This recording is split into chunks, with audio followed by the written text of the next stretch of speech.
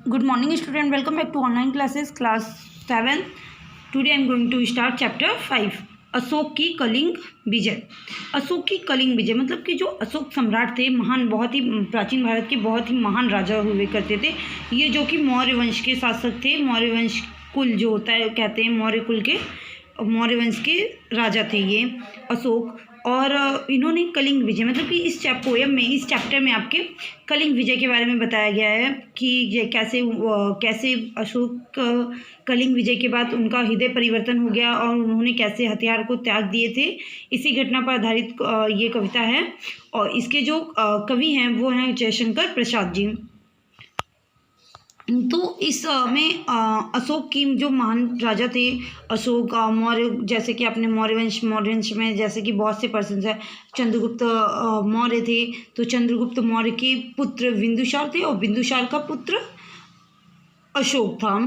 तो ये जो काफ़ी कह सकते हो महान राजा थे, सम्राट अशोक भी इनको कहा जाता है। तो इन्होंने किस तरीके से अपने मतलब कह सकते हैं कैसे ये बहुत महान राजा हुए, कैसे इन्होंने कलिंग पे विजय प्राप्त की हुई थी। तो हम अपनी पोएम को स्टार्ट करते हैं। गंगा तट पर पाटलिपुत्र नगरी विशाल थी, बसी की ये वैभव से अपना उच्च भाल। मतलब गंगा तट पर पाटलिपुत्र नगरी विशाल, गंगा तट के किनारे पाटलिपुत्र जो है वो एक नगर, बहुत विशाल ही बहुत बड़ा नगर था। तो ये पाटलिपुत्र जो है बेटा, ये 3 मंजिल वाले घर में की लकड़ियों से ऐसे बने हुए थे। बहुत ही वहाँ पे बहुत ही पेड़ पौधे भी वगैरह रहती थी। तो बहुत ही कह सकते हो बहुत ज़्यादा ये बड़ा था पाटलिपुत्र जो। बसी किए वैभव से अपना उच्च भाल। भाल मतलब होता है सिर, जो माथा, इसको कह सकते हो भाल मीन्स माथा। ओके, तो इसमें मैं कह रहे हैं कि बसी किए वैभव से अपना उच्च भाल। और वे जहाँ उस पाटलिपुत्र गंगा तट के किनारे जहाँ पे बसे हुए थे, उन्होंने वैभव से मतलब अपने इतने विजय, अपनी इतनी उन्होंने अपने इतने मतलब उनके शान शौकत, उनके वैभव थे जिसकी वजह से उनका भाला, उनका माथा जो था उच्च था, काफ़ी ऊंचे स्थान पर था। इसी की वजह से वो सम्राट अशोक भी कहलाए।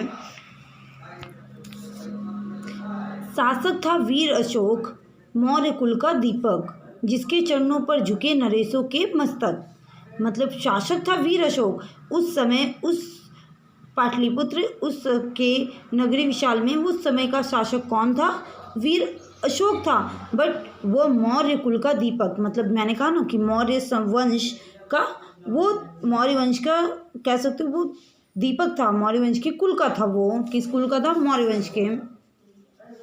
जिसके चरणों पर झुके नरेशों के मस्तक, और जिसके चरणों पर, जिसके पैरों पे बहुत से बड़े बड़े राजा महाराजा जो भी उसके शत्रु थे, सबके ही मस्तक, सबके ही वहाँ सर उसके पैरों के नीचे झुके हुए थे, क्योंकि वो इतना महान राजा, इतना शक्तिशाली, इतना बलवान था। जिसको वैभव पर मुग्ध हुई जग की नजरें, जयकार किया करती थी गंगा की लहरें।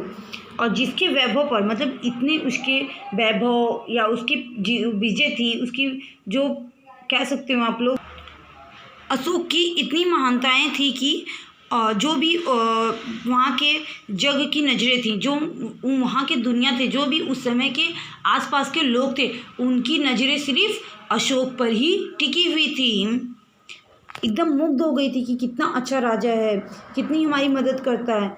जयकार किया करती थी गंगा की लहरें, और जो लहरें थीं वो भी इतनी खुश रहती थी। जब भी वो विजय होता था तो वहाँ की लहरें भी खूब उछलती थी, खूब बड़ी बड़ी लहरें उठती थी, जिससे लगता था कि जैसे वो भी उस अशोक की जय जयकार कर रही हैं। इतिहास न भूल सकेगा वह घटना महान, प्रातः वेला लाली से रंजित आसमान। और इसमें कह रहे हैं कि इतिहास कभी भी उस घटना को नहीं भूल सकेगा, उस महान व्यक्ति को नहीं भूल सकेगा। महान व्यक्ति कौन है? अशोक। तो उस महान व्यक्ति, जो महान राजा थे अशोक प्राचीन भारत के, उन्हें कोई भी कोई इतिहास कोई भी नहीं भूल पाएगा, क्योंकि उस समय की घटना हुई थी। आज भी हम उनका नाम ले रहे हैं, मतलब कि वो आज भी जीवित हैं, आज भी उनकी नाम की जय जयकार हो रही है, आज भी उनका नाम भूल लिया जा रहा है। इतिहास कभी भी भूल नहीं सकता। प्रातः वेला लाली से रंजीत आसमान, प्रातः वेला जो एकदम भोर का होता है, जब थोड़ी थोड़ी सूरज की लाली निकलती हैं, लाली मतलब जो सूरज की लाल पूरे लाल बादल छाए होते हैं, उस समय जब भी प्रातः सुबह होगी को कोई भी इतिहास उस घटना के महान को कोई भी आज जो उस समय का आसमान है वो कभी कोई भूल नहीं सकेगा। दौड़े उद्घोषक गली गली उन्मत्त क्रोध कहते कलिंग से आज मगध का ठना युद्ध। दौड़े उद्घोषक गली गली उन्मत्त क्रोध, तो दौड़े उद्घोषक, उद्घोषक मतलब कि जो घोषणा वगैरह करते हैं उनको उद्घोषक कहा जाता है। वो गली गली दौड़ रहे थे, उन्मत्त मतलब पागलों की तरह जो उद्घोषक थे, जो घोषणा करने वाले थे, वो गली गली घूम रहे थे। क्रुद्ध कहते कलिंग से आज मगध का ठना युद्ध। और जो मगध मतलब कि मगध आपका ये अशोक के राजा थे, जो अशोक जो थे वो मगध की राजगद्दी पर बैठे हुए थे। तो मतलब वो बता रहे थे, कह रहे थे कि कलिंग से आज मगध का ठना युद्ध, मतलब अशोक जो मगध के थे उन्होंने कलिंग से आज युद्ध के लिए ठान लिया है कि युद्ध होगा। तब राजभवन से चले अनूठे सेनानी, चमचम चमका नंगी तलवारों का पानी। और उसके बाद तब राजभवन से अनूठे सेनानी मतलब एक से एक सेनापति सभापति जो भी एक से एक पहलवान बलवान सभी लोग उस राजभवन से चल पड़े। चमचम चमका नंगी तलवारों का पानी, और जो चमकती हुई, जो इतनी चमकती हुई जो तलवारें थी वो एकदम चमक रही थी, उनकी प्रकाश इतनी ज़्यादा चमक रही थी, उसमें बहुत जैसे लग रहा था कि पानी हो, कि आर पार हम उसमें जैसे लगे आईना हो, कि हम उसमें फेस देख सकें अपना। पैदल रथ घोड़े शोर मचाते हुए चले, गजराज गर्व से सूंड हिलाते हुए चले। और पैदल, कुछ लोग पैदल ही, और रथ भी चल रही थी, और घोड़े वगैरह जो भी थे सब शोर मचाते हुए जो जय जयकार करते हुए चल रहे थे। गजराज गर्व से सूंड हिलाते हुए चले, और गजराज मतलब यहाँ पे हाथी, जो हाथी थे वो अपनी सूंड को हिलाते हुए गर्व से मतलब खुद पे प्राउड फील कर रहे थे, वे इतने गर्व से सर को ऊपर करके खूब सूंड हिलाते हुए उस युद्ध के लिए मगध के वाले ये जो अशोक थे वो मगध के थे, और कलिंग जो उनके शत्रु थे उससे युद्ध करने के लिए वो वे सब जा रहे थे। तो बेटा आगे नेक्स्ट जो पोएम हम नेक्स्ट वीडियो में